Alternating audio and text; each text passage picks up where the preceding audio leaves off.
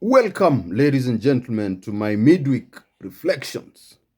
The recent arrest of 47 Ethiopians being trafficked through Kenya to South Africa has once again raised important questions about the challenges facing Africa's continental integration process, its approach, and philosophy.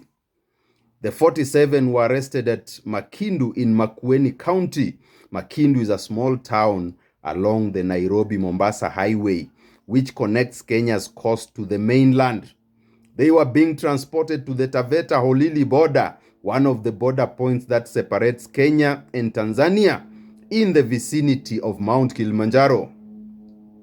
I come from two border points, the Taita Taveta-Holili border, that is in Taita Taveta County, and the Sirari Isebania border in Migori County.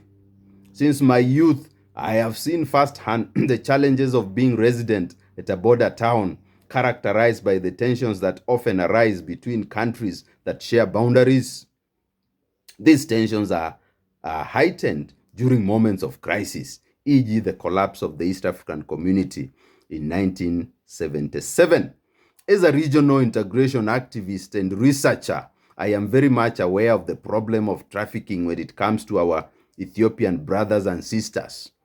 While at the Center for Law and Research International, my former employer, I dedicated one of the organization's State of Corruption reports to the issue of human trafficking, working with the late brilliant journalist, Mr. Dominic Odipo. Together, we came up with a well-researched report that attracted the attention of Kenya's Department of Immigration. We received a high-powered delegation at Clarion from the department and had a good conversation.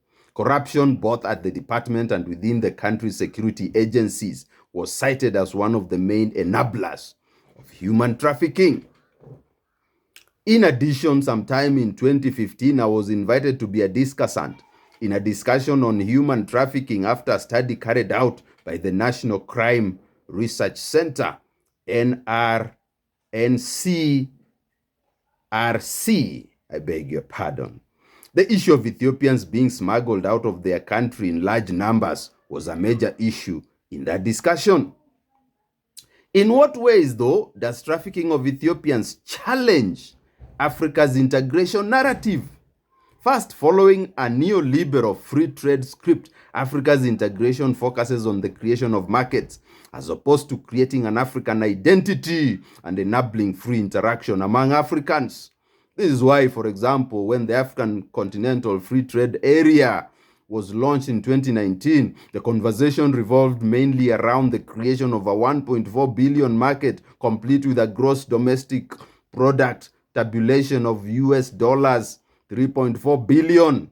It was billed as the largest free trade area in the world, both in area and in terms of the number of countries.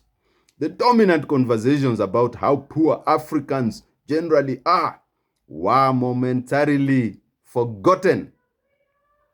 Second, and related to the first point, is the problem of territorial nationalism. If the integration process had focused more on building an African identity and enabling free interaction between Africans, thus undermining territorial nationalism, we would not today be talking about trafficking on Africans on the continent. We would not be talking about Somali refugees in Kenya. We would not be talking about Rwandese or Congolese aliens in Nairobi. We would not be talking about Burundian refugees in Nduta and Nyarugusu refugee camps in Tanzania. In my lecture series on Pan-Africanism, regional integration, and Africa's collective security, I explained how territorial nationalism in the early 1960s undermined Pan-Africanism, which is essentially African nationalism at a continental level beyond the confines of the state.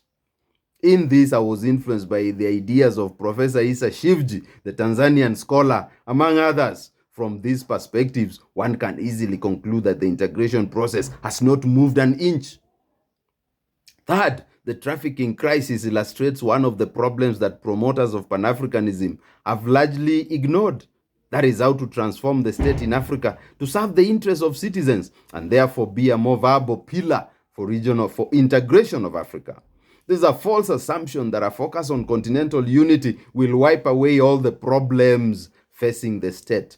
This assumption is based on ignorance and lazy thinking. In fact, Ethiopia is a very good example of this, where internal policies, political turbulence, authoritarianism is forcing people by the thousands out of the country. As matters stand today, the Pan-Africanist platform risks being taken advantage of by characters who have failed as state operatives in transforming the state. They see the Continental Platform merely as a place where they can reinvent themselves and organize their politics. Thank you.